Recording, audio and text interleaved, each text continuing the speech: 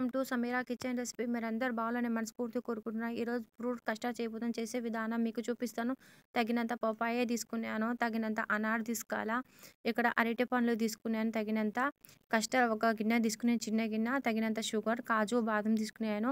ఒకటి పెద్ద పాలు ప్యాకెట్ తీసుకున్నాను, మరి రెండైనా తీసుకోవచ్చు. ఇలా గ్యాస్ ఆన్ చేసుకుని పెద్ద బొగన పెట్టుకోవాలండి. పెద్ద బొగన పెట్టుకుంటే ఏమవుతాయి, పాలు పొంగినా మనకు కింద పడవు, మళ్ళీ ఇంత కూడా లోపలనే ఉండిపోతుంది. చూడండి, మీరు రెండైనా వేసుకోవచ్చు. మీ ఫ్యామిలీ ఎంతమంది ఉన్నారో అన్ని పాలైనా వేసుకోవచ్చు. మాకు ఒకటి ప్యాకెట్ సరిపోతుందండి. నేను ఈ ప్యాకెట్ వేసుకున్నాను. ఇక్కడ నేను బాగా గరం చేసుకుంటానండి. గరం చేస్తే మళ్ళీ ఇంత పైకి తేలుతుంది. ఒక కొద్దిగా నేను వాటర్ వేసుకోను. నా పాలు అనేది ఇక్కడ గరం అయిపోయినాయండి. నేను పెద్ద గిన్నెలు వేసుకుంటే తొందరగా నాకు సలా పడతాయి. మీరు కూడా పెద్ద గిన్నె తీసుకోవాలండి. ఇక్కడ తగినంత షుగర్ వేసుకుంటున్నాను.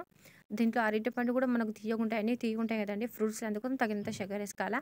ఇక్కడేమో కస్టర్డ్ వేసుకుంటున్నాను. కస్టర్డ్లో కొద్దిగా వాటర్ వేసి మనం మిక్స్ చేసుకోవాలండి.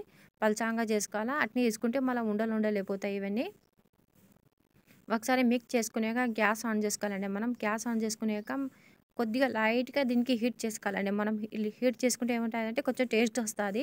ఇప్పుడు నేను గ్యాస్ ఆన్ చేసుకుంటున్నాను.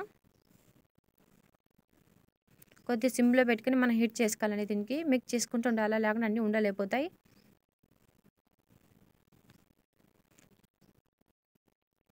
చూడండి, ఇక్కడ అయిపోయింది. కొంచెం అట్లా లైట్గా చేసుకోవాలా. నేను దింపుకున్నానండి. మనం అరటిపండు అనేది అట్లా ఒలుచుకొని కట్ చేసుకోవాలండి. అరటిపండు తోలు తీసేసి మీడియం సైజ్ కట్ చేసుకోవాలండి. చూడండి, అంత లావు కాదు, అంత సన్నగా ఒక మీడియం సైజ్ కట్ చేసుకోవాలండి. ఎన్నైనా వేసుకోవచ్చండి, మీరు తగినంత వేసుకోవచ్చు. నేను తగినంత వేసుకుంటున్నాను. ఇవి కట్ చేసి పక్కన పెట్టుకున్నాను. ఇది కస్టర్డ్ అనేది పాలలో యాడ్ చేసుకొని కలుపుకోవాలండి. బాగా మిక్స్ చేసుకోవాలా. చూడండి, నేను కలుపుకుంటున్నాను. తగినంత వేసుకొని కలుపుకుంటున్నాను. ఇలా కలుపుకుతూ ఇవన్నీ మిక్స్ దీంట్లో కలిసిపోతుందండి. మన కస్టర్డ్ అనేది బాగా కలిసిపోయినాక దీంట్లో చూడండి, ఇలా కలిసిపోతుందంతా మన కస్టర్డ్ అనేది. దీంట్లో మనం అరటిపండు వేసుకోవాలా. తగినంత అరటిపండు వేసుకోవాలా.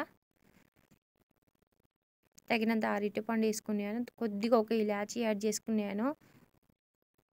ఇక్కడ అనారు యాడ్ చేసుకుంటున్నాను. తగినంత అనారు, తగినంత పపాయ వేసుకోవాలండి. మీరు ఎంతైనా వేసుకోవచ్చు. అనారు వేసుకున్నాను, పపాయ కూడా వేసుకున్నానండి. ఇవన్నీ వేసుకున్నాక ఒకసారి మళ్ళీ కలుపుకోవాలండి. మనము అన్నీ కలుపుకున్నాక దీంట్లో కాజు బాదం అన్నీ వేసుకోవాలండి. కాజు బాదం వేస్తే చాలా టేస్ట్ ఉంటుందండి. మనం కొద్దిసేపు ఒక అర్ధగంట మన ఫ్రిడ్జ్లో పెట్టుకుంటే చాలా బాగుంటుందండి. మన పిల్లలు కూడా బాగా హెల్తీ కోసం మంచిదండి. ఈ రెసిపీ మీకు నచ్చినట్లయితే లైక్ చేయండి, షేర్ చేయండి, సబ్స్క్రైబ్ చేయండి.